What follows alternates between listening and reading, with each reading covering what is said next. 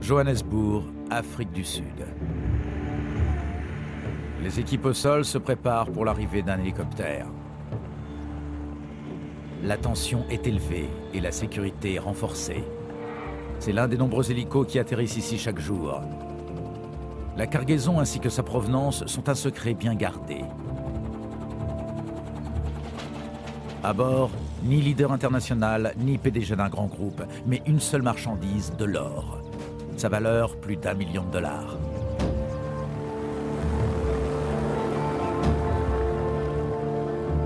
Cet or provient du bassin de Witwatersrand, la région des terrains aurifères d'Afrique du Sud les plus riches du monde.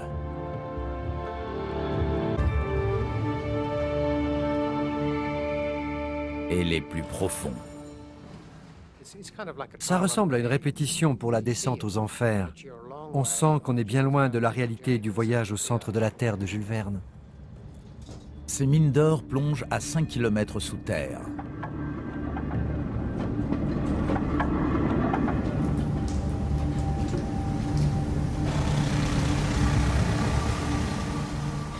C'est là qu'une force de travail équivalent à celle d'une petite ville creuse 24 heures sur 24.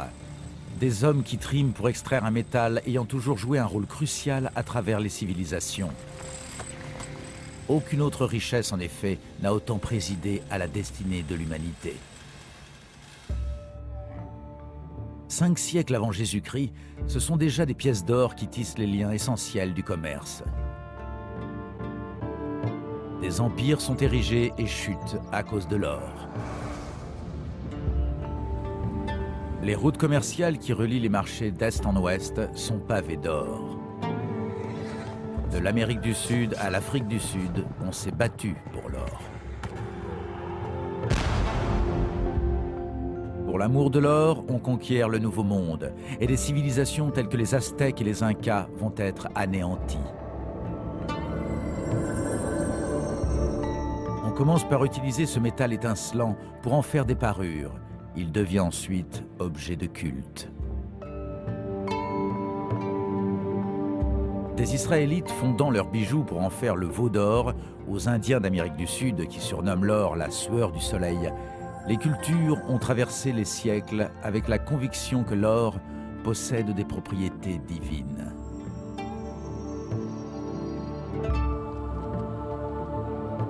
La Bible elle-même parle des rois mages venus célébrer le roi nouveau-né en lui faisant don d'or. De tout temps et en tout lieu de l'Égypte au Pérou, l'homme a orné ses palais et ses temples de ce métal intemporel.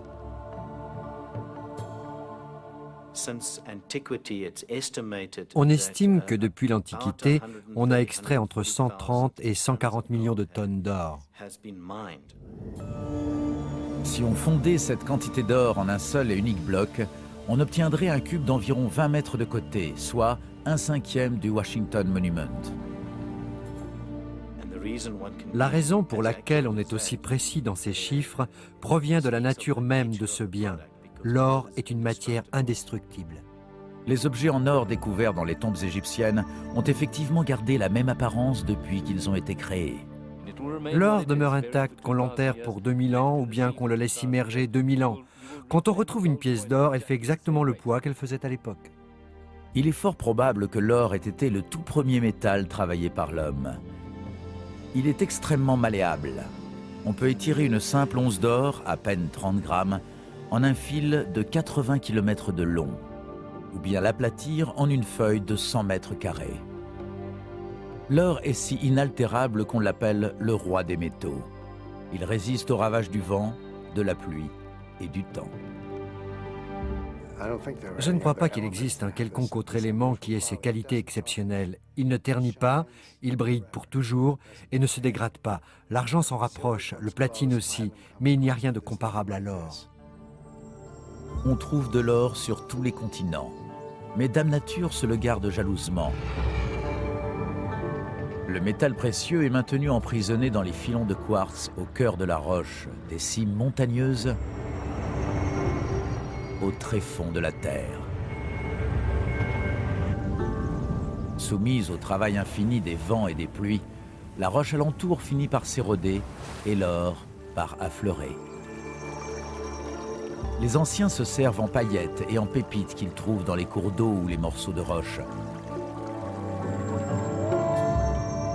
Mais lorsque les rois commencent à régner, ils ne manquent pas d'instaurer leurs règles d'or. Le métal précieux devient leur monopole, quel que soit l'endroit où on le découvre. Donner son premier coup de pioche pour de l'or revient alors à mettre le doigt dans un commerce impitoyable. Lorsque les Égyptiens conquièrent la Nubie, ils asservissent son peuple aux mines d'or. Lorsque les Romains conquièrent ce qui est aujourd'hui l'Espagne, ils asservissent le peuple aux mines d'or. Et quand les Espagnols conquièrent le Pérou, eux aussi asservissent le peuple aux mines d'or du pays. Le métal obtenu est le plus magnifique qui soit, mais bien souvent, les gens qui l'extraient travaillent dans des conditions les plus inhumaines et les plus misérables qu'on puisse imaginer. Aussi, je pense que puisque la recherche de l'or a toujours été plus ou moins incessante, elle s'est souvent faite d'une manière impitoyable. Mais l'or va bientôt se voir soustrait à la mainmise terrible des rois. Tout commence à basculer un matin de printemps 1607, lorsque 3 navires jettent l'ancre sur les côtes de Virginie. Jamestown est le premier village britannique digne de ce nom dans le Nouveau Monde à s'établir dans l'espoir de trouver de l'or.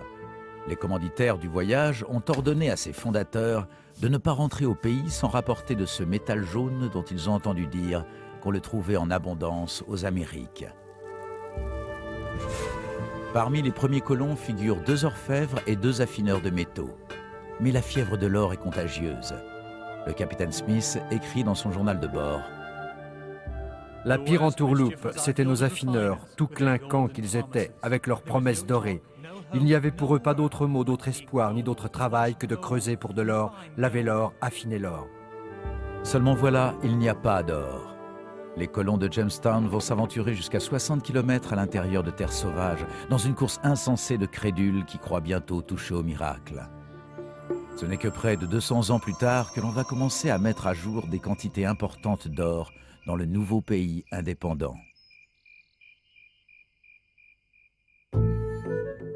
Un dimanche matin de 1799, Conrad Reed, alors âgé de 12 ans, sèche la messe pour aller pêcher. Ce qu'il trouve ce jour-là dépasse de loin tout ce qui sera donné de trouver à John Smith et à d'innombrables autres pionniers américains. De l'or. Non seulement le bien le plus précieux de l'époque, mais surtout une seule et unique pépite de 7,7 kg. Sa famille n'a pas la moindre idée de ce qu'elle tient entre les mains. Pendant des années, elle utilise cette pierre comme butoir de porte. Jusqu'à ce qu'un bijoutier du coin en entende parler. Il achète le trésor pour 3,5 $. La pépite en vaut alors presque 5 000.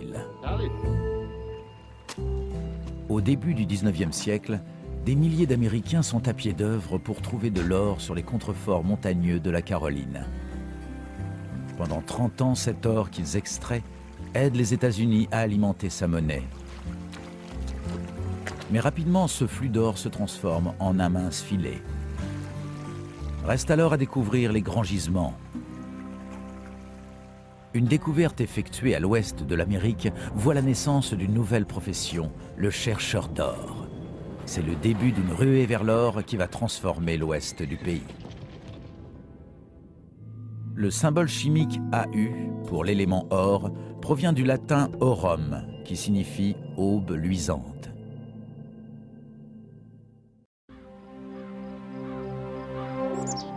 En 1848, une découverte accidentelle en Californie va offrir au tout un chacun, pour la première fois de l'histoire, une chance de s'enrichir grâce à l'or. Tout commence en 1839 avec John Sutter, un homme ambitieux émigré du village de Kandern en Allemagne. Sutter se pose en Californie, décidé à fonder un empire agricole sur les collines fertiles qui entourent la vallée de Sacramento. C'est là qu'il érige un fort afin de protéger ses biens en plein essor. À peine 10 ans plus tard, il totalise 1200 têtes de bétail et plus de 100 employés. Et il a ce projet qui est de développer une minoterie afin de pouvoir subvenir aux besoins alimentaires des gens qui viennent s'établir à l'ouest.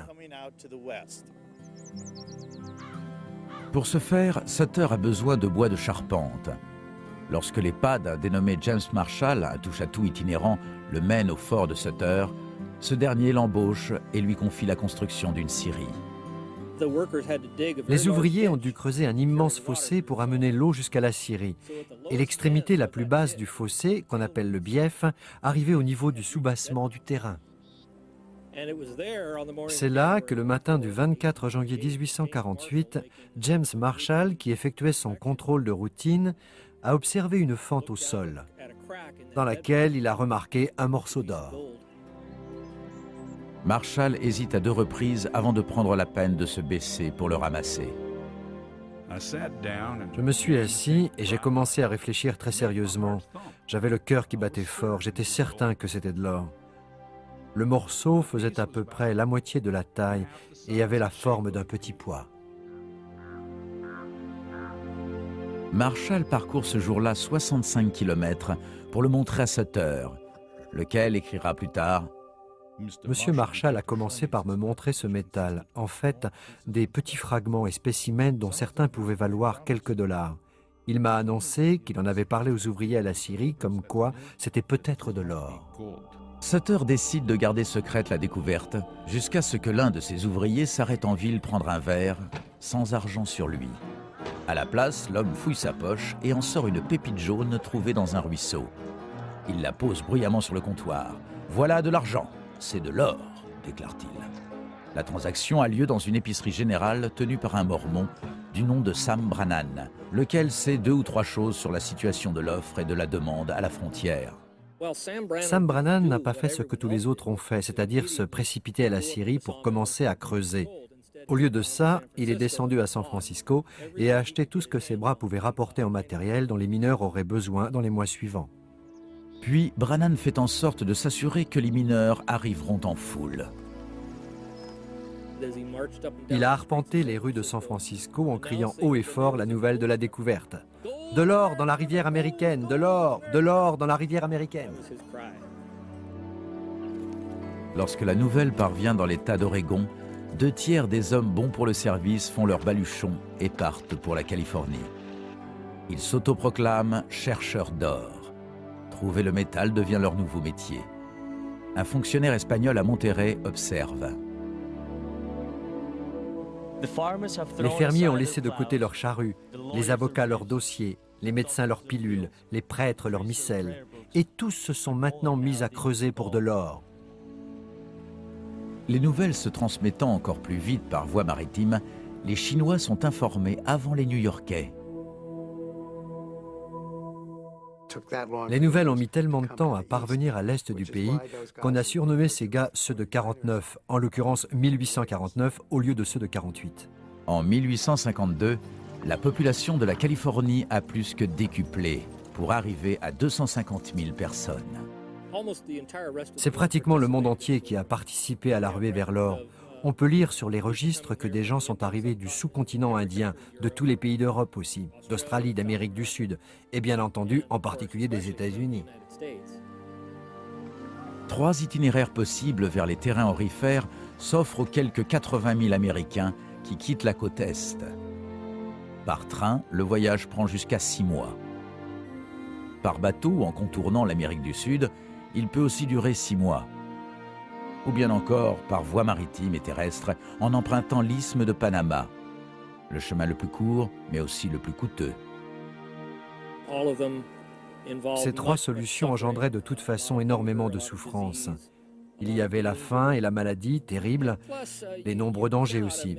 Il ne faut pas oublier non plus le mal du pays et la peur, l'inquiétude aussi, à la fois pour la famille qu'on laissait et pour ce qu'on allait trouver pour survivre en Californie. Lorsque les bateaux accostent à San Francisco, les marins, alléchés par la perspective de gagner 20 ans de salaire en seulement 2 mois de prospection, se joignent aux passagers et les accompagnent dans cette ruée vers les régions aurifères. Le SS California arrive en avril 1849 avec un équipage de 36 hommes. En quelques jours, il n'y a plus à bord que le capitaine et un mécanicien. Un autre capitaine de navire va même jusqu'à pendre aux extrémités d'une vergue 2 déserteurs en guise d'avertissement, mais en vain. La fièvre de l'or fait délirer le monde. C'était la chance de toute une vie pour beaucoup de gens qui ne connaissaient que la pauvreté.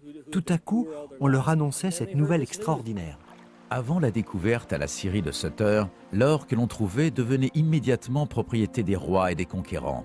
La ruée vers l'or en Californie introduit une nouvelle donne, ou tout simplement la chance, pour le commun des mortels, de pouvoir chercher et garder pour son compte tout ce qu'il trouvera. Vous avez là tout à coup des mineurs indépendants qui se débrouillent seuls dans le froid et la pluie, qui extraient et fouillent le gravier aurifère à s'en briser les reins. C'est tout à fait unique dans l'histoire du monde.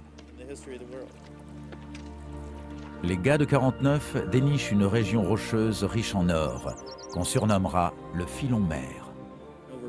Au fil de millions d'années, l'or est emporté par les torrents et parvient jusqu'à la rivière. C'est pour ça qu'on parle de sable ou de gravier aurifère. Mais si la Californie est inondée d'or, l'argent lui-même se fait rare. Le point d'approvisionnement en valeur le plus proche est Philadelphie, situé de l'autre côté du pays. Les Californiens vont donc improviser en utilisant la monnaie étrangère présente sur place. Le dollar espagnol en argent, appelé la pièce de 8, était ce qu'on trouvait le plus communément. Il leur fallait le découper en 8 petits morceaux, chacun ayant une valeur de 12,5 cents. Pour 6 morceaux par exemple, on avait droit à une coupe de cheveux et un rasage. Mais David Broderick, nouvel arrivant de New York, commence à racheter de la poussière d'or. En la fondant en pièces, il permet aux Californiens de se constituer une réserve d'argent devenue désormais indispensable. On s'est aperçu plus tard que ces pièces, soi-disant de 5 et de 10 dollars or, n'étaient peut-être pas faites uniquement d'or. Broderick s'est donc constitué un bon pactole avec son affaire. Broderick n'est pas le seul entrepreneur à faire fortune sans avoir jamais touché la roche. À l'apogée de la ruée, Sam Brannan, qui ravitaille alors les mineurs, devient l'homme le plus riche du pays. Sam Brannan est connu comme le tout premier millionnaire, 1 million de dollars en poudre d'or, sans avoir donné un seul coup de pelle. Cependant, seule une poignée des gars de 49 sortira riche de l'aventure. En 1849, la Californie a produit 10 millions de dollars en or. Divisé par une moyenne de 40 000 mineurs, cela fait approximativement 250 dollars par tête. Mais les gens continuent d'affluer, par centaines et par milliers, attirés par les histoires extravagantes qu'on raconte sur cette ruée.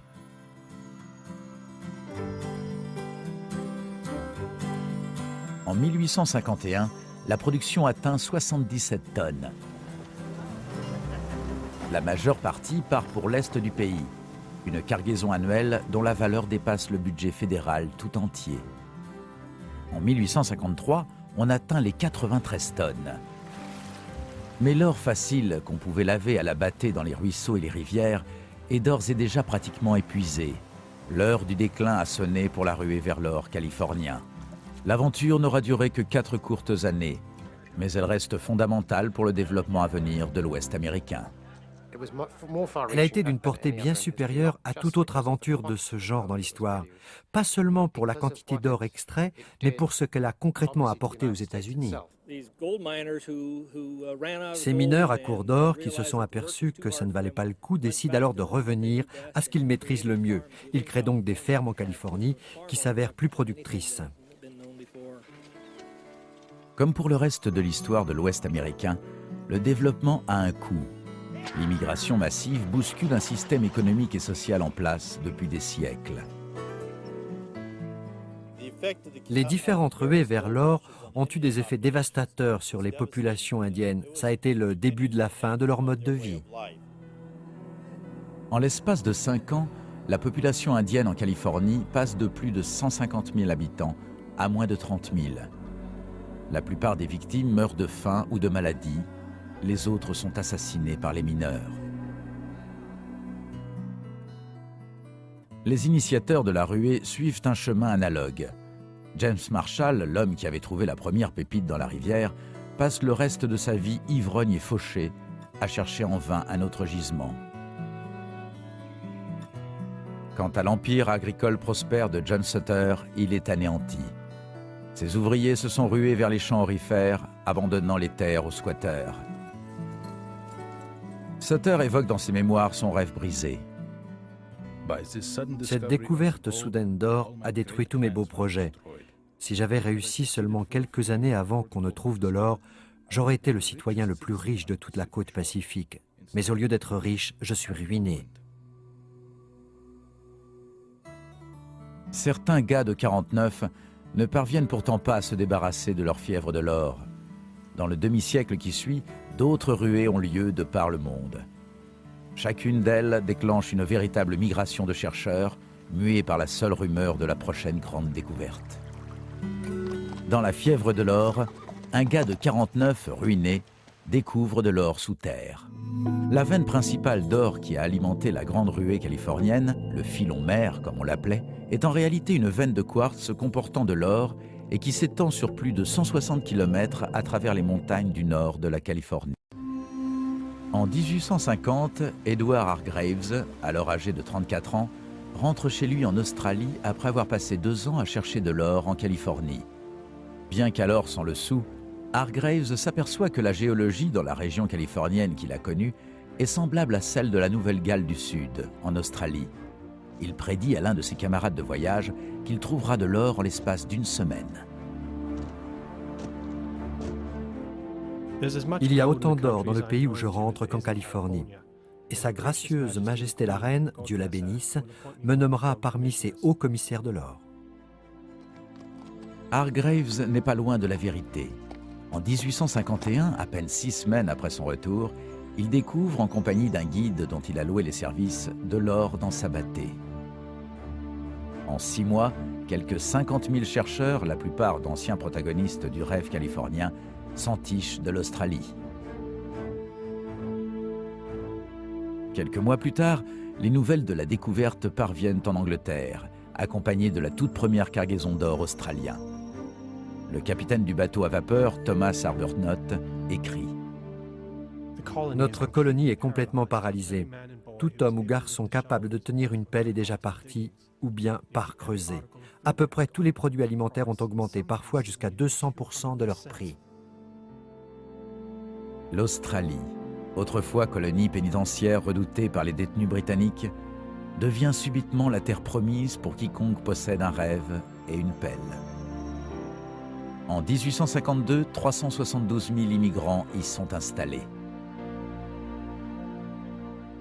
C'était simplement des gens ordinaires qui se disaient « c'est la ruée vers l'or, on se lève, on y va et on essaie de s'enrichir ». Mais comme pour la Californie, la ruée australienne sera de courte durée. En 4 ans, tout l'or niché en surface et dans les cours d'eau est accaparé. Les fanfaronnades d'Edward Hargreaves sont devenues réalité. La reine Victoria le nomme haut-commissaire aux terres. Outre une bourse de 10 000 livres sterling, elle lui attribue un mandat à vie. Bien qu'il ne découvrira plus jamais d'or par la suite, Hargreaves continuera d'être vénéré comme l'homme ayant le don de transformer en or tout ce qu'il touche. Les ruées vers l'or californienne et australienne font du commun des mortels des chercheurs à temps partiel. Je suppose que c'était presque devenu une semi-profession dans la seconde moitié du 19e siècle. Vous étiez chercheur d'or, l'oreille constamment à l'affût des derniers potins et des derniers mots d'ordre qui couraient dans les bars. Avec la Californie et l'Australie dorénavant hors jeu, l'ultime mot d'ordre devient « aller dans les rocheuses ». Billy, alors âgé de 40 ans, n'attend pas qu'on le lui dise 2 fois. En 1859, il quitte sa ferme de l'Arkansas après avoir entendu une rumeur circulant parmi des mineurs travaillant le long de la rivière et selon laquelle il y aurait de l'or dans le Colorado. Au printemps 1860, Lee trouve enfin ce qu'il cherche dans le ravin d'une montagne. C'était plein d'or et il y avait plein de couleurs qui roulaient dans sa battée. Et il a fait le rapprochement à ce moment-là. J'ai toute la Californie dans cette battée. C'est le nom qui a fini par coller au ravin, le ravin californien. C'est reparti comme en 1949. La première année, le ravin californien produit plus de 2 millions de dollars en or. Cette première ruée était exclusivement une ruée vers les sables aurifères. Il suffisait de trouver le métal selon une méthode qu'on qualifierait aujourd'hui de méthode géochimique. Ça consistait à détecter de petites quantités d'or par l'action de la gravité en remuant doucement la battée. La découverte faite à Leadville rameute des chercheurs d'or du monde entier.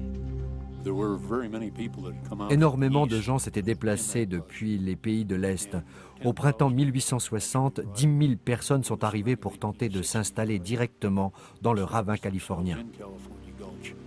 Il a donc fallu répartir rapidement les 8 km du ravin en petites concessions individuelles, la plupart ne dépassant pas 30 mètres de long.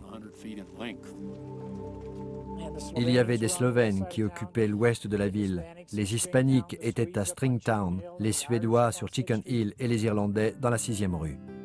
Leadville, ou Ville du Plomb, est une petite agglomération d'à peine 2 km², perchée à quelques 3300 mètres dans les montagnes rocheuses du Colorado. À la suite de la découverte d'Abilene, les milliers de mineurs qui affluent vers ce camp reculé s'aperçoivent bientôt que les parages sont également riches en autres types de gisements. Au cours des 30 années qui suivent, on creuse plus d'1 millier de puits de mines d'où sont extraits de l'or, de l'argent, du zinc, ainsi que le métal qui donnera en 1878 son nom à la ville, le plomb. C'était une communauté rudimentaire et désordonnée. Je me souviens avoir lu un article publié en 1893 qui disait que Leadville était la communauté minière la plus célèbre que le monde ait jamais connue. Leadville était réputée pour ses salles de jeu et ses maisons closes. La proportion était de 10 à 20 bars ou maisons de passe pour une école ou une église. L'un de ces mineurs partis à la poursuite de leurs rêves dans les rues de Leadville n'est autre que Thomas Walsh, un immigrant irlandais arrivé en 1879 pour chercher de l'or. Pendant 15 ans, Walsh pioche et tient le reste du temps un bar à Leadville. Il a auparavant travaillé dans l'une des nombreuses affineries de métaux qui font vivre l'industrie minière de la région. En 1895, l'ironie du sort veut que Thomas Walsh tombe littéralement sur une mine d'or. C'est une chance tout à fait exceptionnelle qui ne doit vous arriver qu'une fois dans la vie, parce que l'endroit au-dessus duquel il s'est établi, cette masse riche en minerais aurifères, avait été fouillé 15 ans auparavant par des mineurs persuadés qu'il allait y trouver du minerai d'argent. Des gens qui avaient commis l'erreur de ne pas essayer, comme on dit pour les minerais, celui se trouvant à portée de leur pioche. Lorsque lui-même a prélevé des échantillons qu'il a essayés, ce minerai s'est avéré être très concentré en or. En 1879, on découvre de l'argent à Leadville. Des centaines de mines poussent comme des champignons, pratiquement du jour au lendemain. Cependant, les années 1880 voient l'argent se dévaluer progressivement, au fur et à mesure que les pays du monde entier passent à un nouveau standard, l'étalon or. La mort annoncée de ce métal autrefois précieux se termine en faillite totale. Beaucoup des concessions sur l'argent sont automatiquement abandonnées. Aussi, dans les mois qui suivent, Walsh rachète discrètement 50 concessions alors désertées qui s'éparpillent sur les hauteurs entourant Leadville. Il effectue des travaux de consolidation et s'inspire d'une petite montagne rocheuse surnommée le Jet pour baptiser son domaine la mine aux oiseaux. L'endroit va devenir la plus grande mine d'or du monde et faire de Walsh un multimillionnaire. Il fait cependant figure d'exception. Si quelques-uns font fortune à Leadville, la plupart ne trouvent rien, ou alors très peu d'or. La vie dans ces communautés minières était très difficile. Tout le monde s'imaginait que la pelletée suivante, il allait toucher le filon mer. Mais malheureusement, ça n'arrivait que très rarement. La plupart rentraient chez eux à bord de chariots Conestoga typiques de l'époque. Très souvent, ils peignaient une petite maxime en guise de blason sur la toile du chariot. Tape dans le mille ou rien. Et quand ils revenaient chez eux à l'Est, ils disaient souvent qu'ils avaient été plumés par Dieu. Alors que le 19e siècle touche à sa fin, les chances de faire fortune dans l'or s'amenuisent. La toute dernière occasion pour les chercheurs se présente en Alaska. Lorsqu'on découvre de l'or dans la rivière Klondike en 1896, des milliers d'entre eux déboulent. Le billet du voyage en paquebot, qui jusque-là coûtait 50 $, passe à 1000 $. Mais le bateau n'effectue qu'une partie du périple. Les chercheurs doivent encore parcourir un long chemin semé d'embûches sur une des terres les plus hostiles qui soient. La police montée canadienne s'affaire d'ailleurs à empêcher de se lancer dans l'aventure quiconque n'emporte pas avec lui au moins une année de réserve de nourriture. Un major de la police montée écrit « On a du mal à imaginer une telle scène de ravage et de désolation. Des milliers de chevaux étendus, morts, jonchaient le chemin, parfois par grappes entières sous des apics. Ils gisaient à côté de leurs harnais, de leurs selles, de leurs fardeaux tombés avec eux du haut des rochers. » Mais les chercheurs poursuivent leur parcours sans se laisser abattre. Puisque tant d'or avait été découvert dans tant d'endroits différents, ils restent convaincus qu'il faudra peu de temps avant qu'on ne mette à jour le prochain filon mer. Les gens avaient l'habitude de se demander où allait avoir lieu la prochaine ruée. La Californie est arrivée assez vite à saturation, mais il y avait eu tant d'autres histoires dans les années 1850 et 60. On annonçait tout à coup de l'or à Seattle ou ailleurs, absolument partout, et les gens se précipitaient, alors que bien souvent il n'y avait rien dans ces endroits-là. Ce sont de solides gaillards qui ont fait les grandes ruées vers l'or du 19e siècle. Des individus solitaires aux rêves immenses. Par paillettes, grains et quelquefois par pépites entières, ils ont lavé à la bâtée l'or qui a transformé l'histoire. À chaque annonce de la découverte d'or, de la Californie à l'Australie en passant par l'Alaska, le monde entier s'est précipité pour filtrer les rivières. Mais les cours d'eau ne sont pas la seule cachette de l'or. On s'aperçoit bientôt que le métal jaune se dissimule également dans les collines environnantes. Malheureusement, il faut bien plus qu'une simple pelle et une bâtée pour l'atteindre. L'exploitation minière de l'or rencontre bientôt la révolution industrielle. C'est la ruée vers l'or australienne qui permet de mettre à jour la plus grosse pépite jamais trouvée, un bloc de 70 kilos d'or. À la fin de l'hiver et au début du printemps 1876, alors que le général George A. Custer se prépare pour son tristement célèbre rendez-vous avec Little Bighorn, les frères Fred et Moses Manuel s'affairent à chercher de l'or dans les collines noires au sud du Dakota. Nés au Québec, les frères Manuel ont passé l'essentiel de leur vie à arpenter l'ouest des États-Unis en quête improbable d'or. Comme beaucoup avant eux, ils ont entendu des rumeurs voulant que les géologues du général Custer aient trouvé de l'or dans les collines noires. Le 9 avril 1876, les deux frères découvrent ce qu'ils cherchaient dans une zone connue sous le nom de ravin du Bobtail. Moses relate leur découverte dans son journal. Finalement, la neige s'est mise à fondre sur la colline. L'eau s'est écoulée par le filtre qui traverse le tuyau. Là, j'ai vu du quartz. J'ai attrapé une pioche pour essayer d'en casser un bloc, mais il était très compact. J'y suis tout de même arrivé et je l'ai ramené au camp pour le concasser et le laver ensuite à la bâtée. C'était plein d'or. En quelques mois, Fred et Moses Manuel ont extrait pour 5 000 $ d'or, une vraie petite fortune pour l'époque. Un an plus tard, les deux frères vendent leur mine pour 45 000 $. Le gisement devient l'une des premières propriétés de la Homestake Mining Company. La création de la mine de Homestake annonce une révolution dans l'exploitation minière de l'or. Au cours des siècles suivants, le chercheur d'or solitaire équipé de sa bâtée et de sa pelle va progressivement céder sa place à de grosses sociétés utilisant de nouvelles technologies. L'une des méthodes les plus efficaces, mais aussi les plus destructrices pour l'environnement, consiste en l'exploitation minière hydraulique. Il s'agit de faire passer de l'eau dans une énorme lance et de la projeter avec force contre la roche pour en désagréger les morceaux principaux. En balayant littéralement le quartz, on laisse ainsi apparaître l'or. Les canons à eau anéantissent des millions de mètres cubes de terre et de pierre à flanc de coteaux, sous des pressions qui pourraient mutiler ou tuer un homme à 30 mètres. En moins d'une journée, on fait table rase du lit de rivière qu'un bataillon de chercheurs bardés de pelles et de bâtées aurait mis un mois à passer au tamis. D'anciens sites miniers datant des premières ruées reprennent alors vie. Une autre bénédiction tombe en 1889 pour les compagnies minières. Il s'agit du cyanure, un acide mortel pour l'homme, mais qui s'avère être d'un grand secours pour l'industrie. On s'est aperçu que le cyanure avait la faculté de dissoudre la roche autour de l'or. C'est devenu très économique pour une industrie qui utilisait des techniques à grande échelle et pouvait ainsi espérer récupérer jusqu'au dépôt de très faibles quantités d'or. Ces avancées en matière de technologie minière font de la mine de Homestake la plus riche de l'histoire des États-Unis. Pendant plus d'un siècle, elle continue de produire de l'or en quantité régulière. Il représente 10% en tout de la totalité de l'or exploité dans les mines d'Amérique.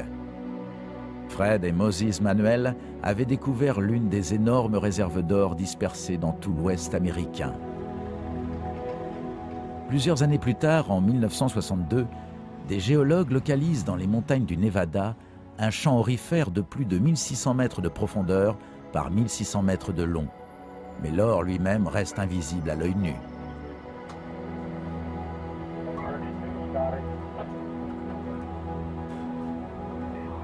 De nos jours, la compagnie minière Barrick utilise des techniques innovantes afin de récupérer de microscopiques grains d'or de l'ordre de quelques millièmes de millimètre.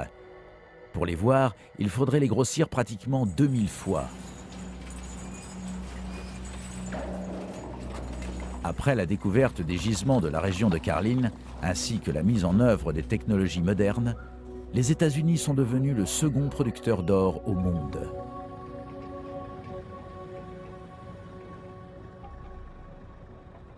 La découverte des plus grandes réserves d'or qui soient est située dans l'un des environnements géologiques les plus rentables et les plus exceptionnels de la Terre. Les voleurs savent que l'or est dorénavant capable de révéler leurs empreintes digitales grâce à un nouveau type d'analyse chimique capable notamment d'indiquer précisément le lieu de provenance du métal. Nous sommes dans la mine du Grand Noligwo, dans la région du Transvaal, en Afrique du Sud. Ces puits serpentent jusqu'à 5 km sous la surface de la Terre. Chaque mois, la mine traite une moyenne de 209 000 tonnes de roches et de résidus. En un an, elle produit plus de 28 tonnes d'or. Le Grand Noligwo n'est que l'un des très nombreux sites miniers exploitant les riches terres d'Afrique du Sud. La signification de cette région pour l'industrie de l'or est simple. Elle a produit à ce jour près de 40% de tout l'or extrait à travers l'histoire. Un jour de 1886, un fermier du nom de George Harrison travaille à déterrer des pierres afin de construire une maison dans la banlieue de Johannesburg lorsqu'il tombe sur un véritable filon. Harrison, autrefois chercheur d'or pendant la ruée en Australie, comprend ce qu'il a heurté avec sa pelle. Ce n'est pas une pépite d'or massif, mais du minerai de fer contenant de l'or. Il vient en fait de trouver un minuscule gisement de surface qui n'est autre que la partie affleurante d'une immense réserve d'or souterraine, laquelle s'étend sur des centaines de kilomètres à travers la campagne sud-africaine. Il n'existe au monde aucune autre formation de ce type.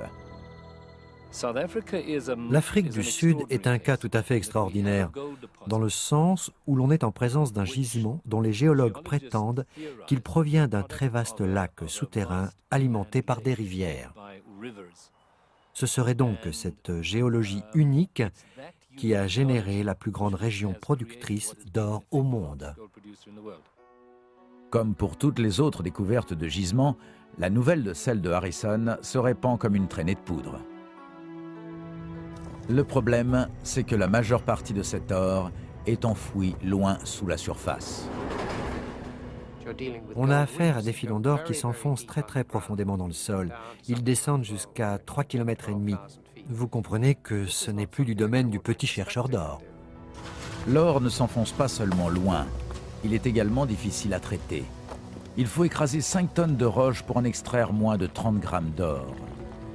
Comme pour les autres grandes découvertes d'or à travers le monde à la fin du 19e siècle, les rêves de George Harrison, comme d'autres chercheurs d'or, vont être récupérés. L'époque où il s'agissait de saisir la prochaine grande découverte est révolue. L'extraction de l'or en Afrique du Sud, en Australie et aux États-Unis s'effectue dorénavant sous le contrôle de grandes firmes. Tout à coup apparaissent des compagnies minières dotées d'un gros capital qui investissent massivement dans le développement des mines d'or. Elles sont suivies par une très large main-d'œuvre prête à travailler au fond de ces mines, pas toujours dans les meilleures conditions. En 1900, l'Afrique du Sud produit un quart des réserves annuelles mondiales en or.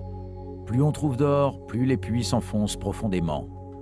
Certaines de ces mines descendent pratiquement jusqu'à 5 km avec des galeries qui serpentent encore sur d'autres kilomètres et dans toutes les directions. Les mineurs qui y travaillent pénètrent dans un autre monde. Tout commence par une descente à pic en ascenseur qui dure un quart d'heure.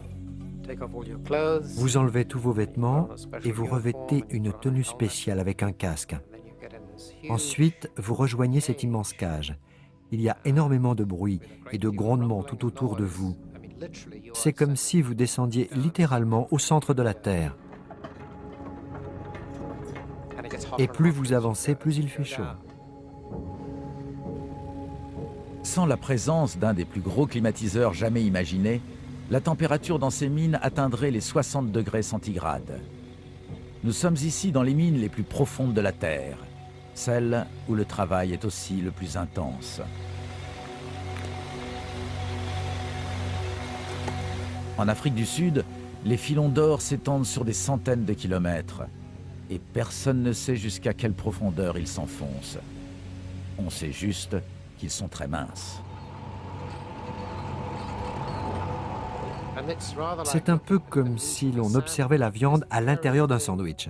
On a cette ligne très étroite qui sont les écailles d'or emprisonnées dans la roche. C'est à ça qu'on doit s'attaquer. On s'échine à dégager et à sortir de là cette tranche, à 3,5 km sous terre. Une fois extrait du sol, l'or est affiné sous forme de barres brutes, c'est-à-dire contenant 80 à 90% d'or pur. De la taille d'un petit pain, une barre brute pèse tout de même jusqu'à 32 kilos. Une plaisanterie dans les mines d'Afrique du Sud consiste à dire que si vous parvenez à soulever l'une de ces barres, il vous suffit alors de l'emporter. Et là, vous vous dites « Ah oui, d'accord ». Ensuite, on place ces barres dans un hélicoptère pour les convoyer jusqu'ici. Pour des raisons à la fois de sécurité, de vitesse, la cargaison est déposée le matin avant 11 heures.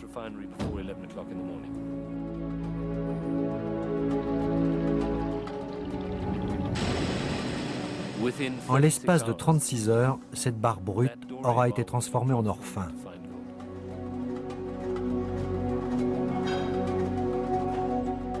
Et 48 heures plus tard, elle sera probablement déjà dans le coffre d'une banque, quelque part dans le monde. L'affinerie Rand est la plus grande affinerie au monde.